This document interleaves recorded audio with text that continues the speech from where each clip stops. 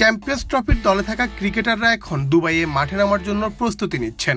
ধারাবাহিক অফ ফর্মে থাকার কারণে এই তালিকা থেকে বাদ যান লিটন কুমার দাস।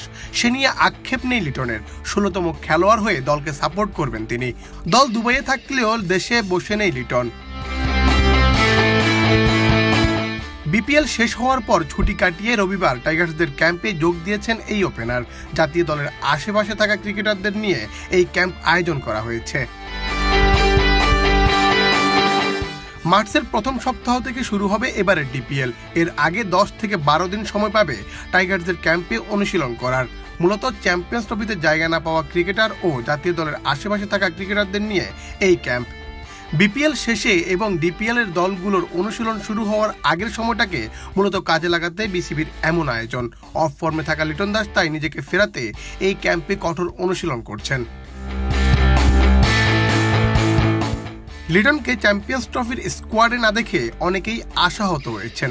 মূলত লিটনের মতো ক্রিকেটারকে দরকার বড় মঞ্চে, তবে বাধা হয়ে দাঁড়ায় নিয়মিত অফ ফর্ম, যার কারণে তাকে চ্যাম্পিয়ন্স ট্রফির স্কোয়াডে রাখা হয়নি। তবে এই সত্য মানেন লিটন, তাই তো নিজের না থাকাতে অবাক হননি এই ওপেনার।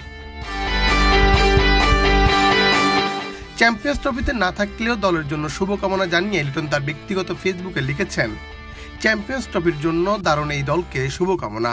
আমি বিশ্বাস করি মর্যাদাপূর্ণ টুর্নামেন্টে এই দল তাদের সেরাটা দেবে। টাইগাররা কিভাবে খেলে সেটা দেখিয়ে দাও বিশ্বকে। চ্যাম্পিয়ন্স ট্রফির দলের জায়গা না পেলেও দলের 16তম খেলোয়াড় হয়ে পাশে থাকবেন লিটন। তিনি আরও লিখেন, আমি দলে জায়গা করতে পারিনি, তবে সেটাই আমাকে দলের সবচেয়ে বড় সমর্থকে পরিণত করেছে। প্রতিটি রান, উইকেট ও ক্যাচের জন্য গলা ফাটাবো আমি। ভিন্ন ভূমিকায় তোমাদের 16তম খেলোয়াড়কে পাশে পাচ্ছ তোমরা। চ্যাম্পিয়ন্স ট্রফির মিশনে 20 তারিখ দুবাইয়ে ভারতের মুখোমুখি হবে বাংলাদেশ।